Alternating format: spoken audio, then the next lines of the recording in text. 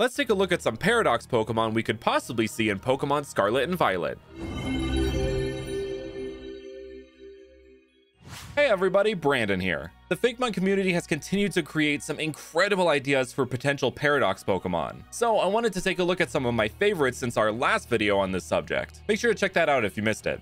So first off, by Alaris and more, we have a Paradox form of Nidoking called Rage Crest. It is a ground dragon type, and my god, is this thing epic. It just fully leans into that kaiju feeling, kind of giving off a Ceratopsian vibe as well. It's got that intimidation factor just like Roaring Moon, where if you saw this thing just like charging at you, you would run for the hills. I love its giant, like almost unicorn-esque horn. It's very Elasmotherium. And its big bushy eyebrows, it kind of reminds me of Rock Lee. Of course, with the Nidoking, we have to have our Nidoqueen, and this is Iron Stereo. It's a poison fairy type, and this is what I love in a future Paradox form. Some Paradox forms, like Iron Jugulus, it's just like the Pokemon, but then like robotified. But like this one is different. It adds like another little element, you know, some speaker systems in there. I'm glad that we can put special attention though on Nidoqueen's chest area that's, you know, accented for some reason in the original Pokemon. Lastly, from Alaris and more, we have Primal Flame, which is a psychic fire type past Paradox form of Kadabra. And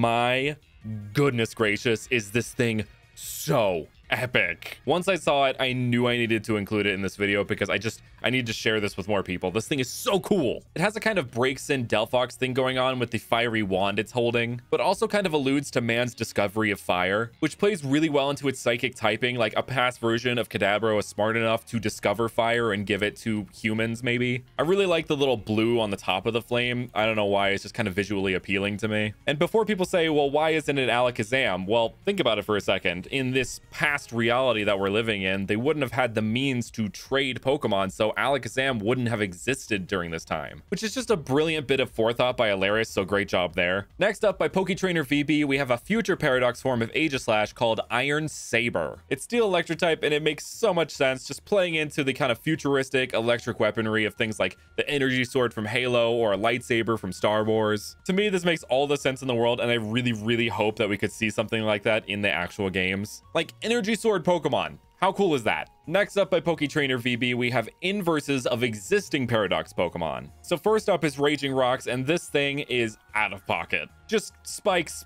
everywhere. With the massive amount of spikes and the way that its tail is shaped, I think this is supposed to have an Ankylosaurus inspiration as well. I really appreciate how they managed to make this feel super different from the Mega Evolution while still harkening back to it a little bit. And then there's Iron Crescent, which it's Dark Steel type, which it shares a type with Roaring Moon, but originally Salamence isn't Dark type at all, it's Dragon Flying type, so regardless, it's a really cool form that also harkens back to Mega Salamence, just like Roaring Moon does. I really like how the soft white underbelly of Salamence has been turned into this like black, edgy, like spiky part, which almost kind of reminds me of a jet of some kind. Also, I love the little holes in its hand, almost like it's some kind of propulsion system that it's using to keep it afloat. Very Iron Man kind of thing going on there. I also really love how the energy is distributed throughout this design. Putting it in the wings makes total sense, but also putting it through the throat kind of feels like the building of fire in a dragon's throat. Very Game of Thrones feeling to it. And also the segmentation of the tail and hands also is a nice touch. Honestly, I would not have been disappointed if these two are what we would have gotten instead of the reverse. And to continue our inversing of Paradox Pokemon, here is an inverse version of Iron Valiant by Fungus Fakemon called Gleaming Huntress. It's a fairy and ice type, and the ice type is not just arbitrarily thrown on there, it's actually to reference the Ice Age and the age of hunters, which this thing is. One part I especially love about this design is that it managed to keep the androgyny of Iron Valiant, but still manages to feel very unique in execution. And it also has the same intimidation factor as Iron Valiant, with its eye being like bright bloodshot red and then a white iris. Very creepy, but also really epic. And its icy staff is just really cool. I mean, I like when Pokemon hold things, so maybe I'm just a little biased there. Moving back to the future, we have a future Paradox form of Mewtwo by LSDeva076 called Iron Blast. Also, its little sub name is Mew3, which I think is fun. I actually already featured this Pokemon in a video a couple weeks ago on Pokemon we should have seen but didn't in the past few generations, so make sure to check that out if you missed it. Anyway, I wanted to talk about it again because this thing is just so cool. I mean, would you just look at it? It's giving Arbor Mewtwo vibes. It's giving Psionic, Bionic Fusion. I just love it. And the idea that this is Mew 3 makes so much sense. Like, rather than trying to go for cloning again, they just made an entirely new robot that has the powers of Mewtwo, but it's just stronger. Or maybe this is some kind of cyborg where they fused Mewtwo and Mew's DNA into one robotic creature. Or heck, maybe they just put Mewtwo's brain in a robot and called it Mew 3. The lore possibilities of this mon are so fun to think about. Next up, by Bromo Jumbo, we have Iron Mayhem, which is a future paradox form of all the Rotom forms combined. Bromo is coming back and killing it with another one of these amazing designs, and this is just so fun, just combining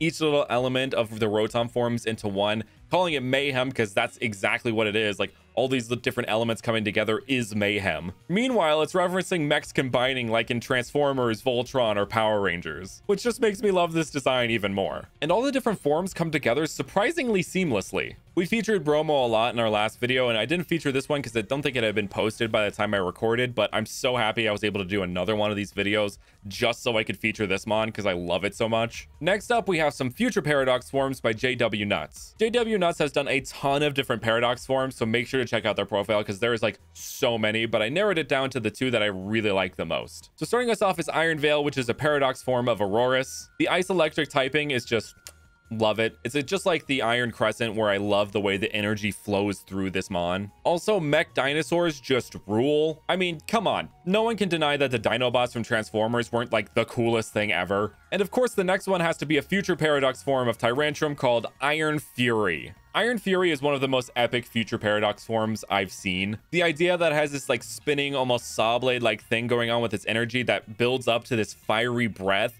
is so cool and plays into like a dragon's fiery breath really well while still being super unique. It's just like a steampunky, fiery Tyrannosaurus Rex robot, and that's just so epic. It just is. Next up, we have a bunch of paradox forms that are the result of a collaboration between TubsAZ and Elite 4 over on Instagram. So first up, we have Feral Spikes, which is a rock fighting type, and it is a past paradox form of Chestnut. I'm probably alone in being a Chestnut stan. I'll fully admit to that. I know a lot of people don't like Chestnut, but I love it, and I love Chespin. That was the first starter that I picked when I played X and Y. So seeing this form made me really happy, and I was even happier when I had seen what they had done with it. I mean, turning the grassy quills of Chestnut into these rocky spikes is so cool and makes complete sense for like a Stone Age kind of Pokemon. And I didn't know it was possible to make Chestnut even spikier than it already was, but they somehow accomplished that. And one little thing you might miss if you're not paying attention is its tail has this little rocky mace-like thing on the end, and that's a reference to Glyptodons, which was the inspiration of the original Chestnut. So this is just shifting it back in time and making it even more inspired by a prehistoric creature like it originally is. And the whole thing comes together to kind of look like a spiky helmet. I mean, Chestnut was already based on a paladin, and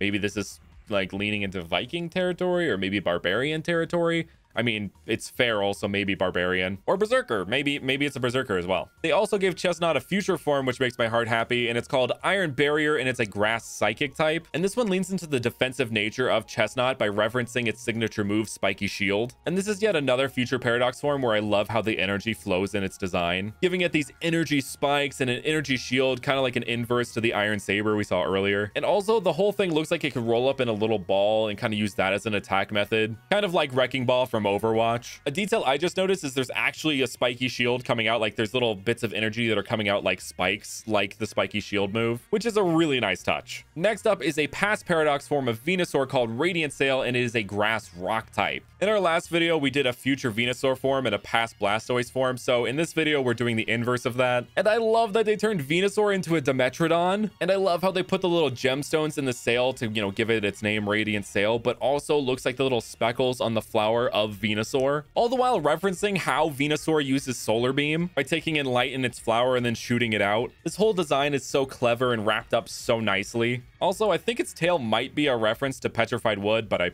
may be wrong. And here's that future paradox Blastoise I promised, and it is called Iron Bastion, and of course it is a water steel type. Iron Bastion is just so cool. I mean, I can imagine future firefighters using this to, put out fires like firefighters do. No one ever said I was smart. I know this is going to sound a little repetitive, but I really love how the energy flows through this design. It's the same kind of vibes as Iron Bundle, where it kind of looks like energy, but also water at the same time. And while this is supposed to be a future Blastoise form, the coloration and the way that its face is shaped kind of looks like Snorlax. So maybe there's some kind of convergence of Snorlax and Blastoise in the future, or this was just, you know, completely unintentional. The matte black parts of this design really stand out against the kind of energy blue and steely silver that it has going on. Another detail, I'm not sure if it was intentional or not, is that if you look at the general shape of Iron Bastion, it kind of looks like a Great Ball with like a black bottom, and Iron Bastion's face is like the little circle in the middle that you press to open the ball. Maybe I'm alone in seeing that, but that's kind of what it looks like to me, and I just think that's kind of fun. And those are some potential Paradox Pokemon we could see in Pokemon Scarlet and Violet. Thank you guys so much for watching, and I will see you guys next time.